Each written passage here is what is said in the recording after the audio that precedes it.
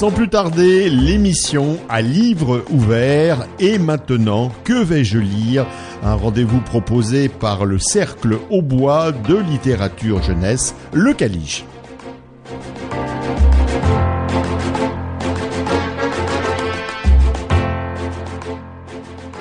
Bonjour, Anne-Marie et moi sommes ravis de vous retrouver, toujours pour parler de cette belle littérature de jeunesse qui nous tient tant à cœur.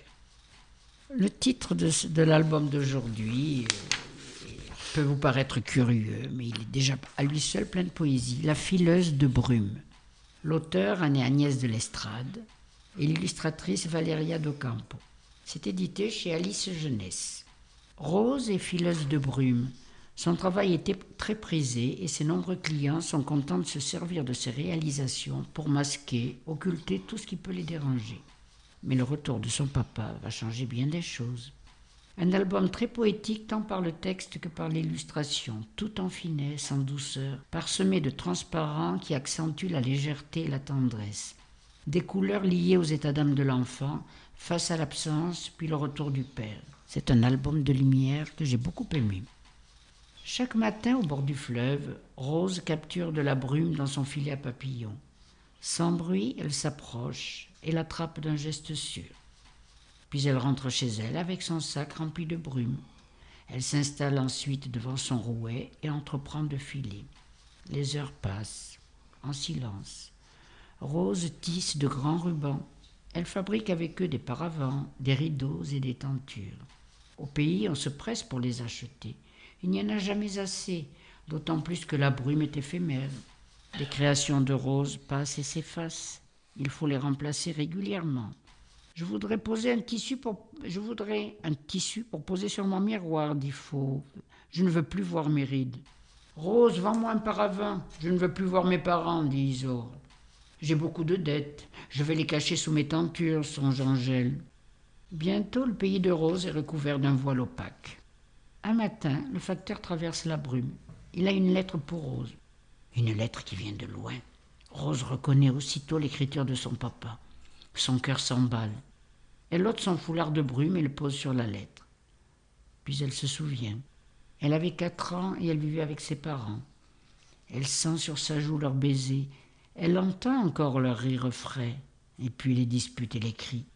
La tête sous le coussin. Les mains sur les oreilles pour ne pas entendre. Et les habits de papa qui disparaissent de la penderie. Toutes ces mères entre eux. Maman qui ne dit rien, ou si peu. Grandir quand même avec ce creux. Rose ouvre l'enveloppe. Ses yeux se remplissent de brume. Ce n'est pas parce que tu ne me vois pas que je ne suis pas là. Je viendrai te voir dimanche en 8. Attends-moi. Signé papa. Soudain, le cœur de Rose est un soleil. Elle nettoie sa maison. Elle enlève les rideaux sombres des fenêtres. Elle tisse nuit et jour quelque chose à lui offrir. Un matin, derrière la brume, une frêle silhouette apparaît sur le chemin. Il n'a pas beaucoup changé. Ses yeux s'étirent comme 2 sourires. Ses bras sont plus petits que dans le souvenir de Rose. Mais ils sont aussi chauds. Elle pose sa tête contre son épaule. Elle sent des larmes sur ses joues. Puis elle attrape sous le buffet un petit paquet. « C'est pour toi, papa. » À l'intérieur, il y a une grande couverture. Pas une couverture de brume pour cacher ses chagrins, mais une belle couverture tissée avec les rayons du soleil. Le papa de Rose en couvre ses épaules. Dehors, la brume a disparu et la lumière du jour se reflète dans le fleuve. « Papa, tu restes encore un peu ?» demande Rose. « Oui, ma chérie, longtemps même. Demain, Rose le sait, elle tissera des habits de lumière pour le pays tout entier. » Un beau texte plein d'espoir. Oui, c'est très beau. L'absence est évoquée d'une façon très prenante, très réelle, mais très poétique aussi. Ce qui, dans la réalité, n'est pas souvent le cas. Alors, je vais vous lire un grand texte illustré qui fait partie de la sélection de cette année du prix des Incorruptibles, qui s'adresse à des lecteurs à partir de 8 ans. C'est pour des CE2, CM. Il fait partie de cette sélection-là. Et bien, qui rejoint un peu ce que tu viens de lire. Ça s'appelle « Jouer aux fantômes » de Didier Lévy et illustré par Sonia Bougueva. C'est chez Sarbacane. Dans ce texte, nous suivons notre héros dans une vie de hasard transformée en jeu par la maman et qui nous rappelle que la pauvreté est aussi à notre porte, bien qu'elle soit parfois bien cachée. Il y a de belles illustrations pleine page, la plupart du temps, où apparaît le lien plein de tendresse entre le petit garçon et la maman qui se débat de petit boulot en petit boulot pour assurer leur survie. Alors c'est un texte fort, c'est une lecture à partager à partir de 8 ans, mais il faut vraiment parler avec les enfants. Donc je vous lis le début de cette histoire. Maman et moi, nous dormons dans des appartements vides.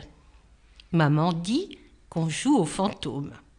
Il ne faut pas faire de bruit ni allumer les lumières. Il faut juste être des ombres parmi les ombres. Moi, j'aime bien du nombre. Allongée dans le noir près de maman, je chantonne à voix basse les mots que j'ai appris dans le dictionnaire d'aujourd'hui.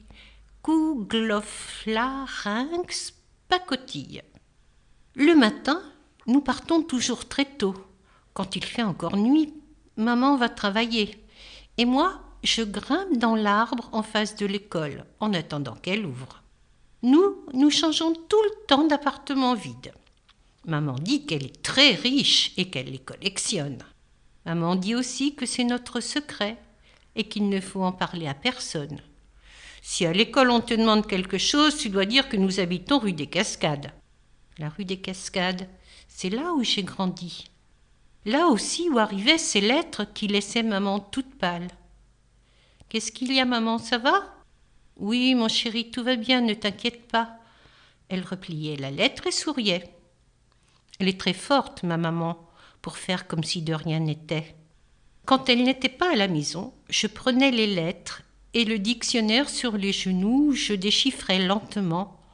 Les phrases étaient longues, pleines de mots compliqués comme créance, licenciement, expulsion.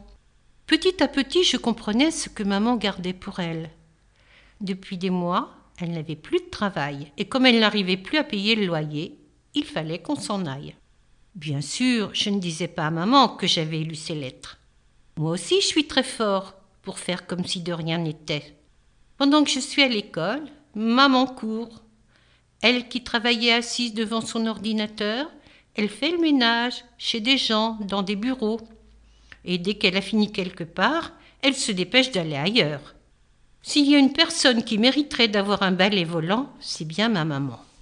Voilà, ça vous donne un peu le ton de ce livre, plein de tendresse entre la maman et le petit garçon. C'est poignant parce qu'il reflète, hélas, une belle réalité. C'est pas dans le sens de beauté que je l'utilise.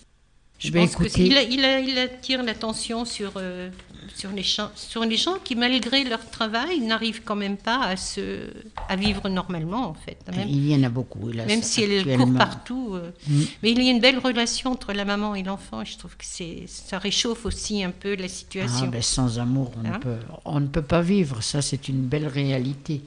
Et puis, tiré du prix des Incorruptibles, c'est vrai que les sélections que le prix des Incorruptibles propose, c'est toujours des belles sélections. Il est toujours difficile d'en extraire les meilleurs, parce que chaque texte, chaque album... Après, ce sera intéressant de voir comment les enfants réagissent à cette lecture, quoi.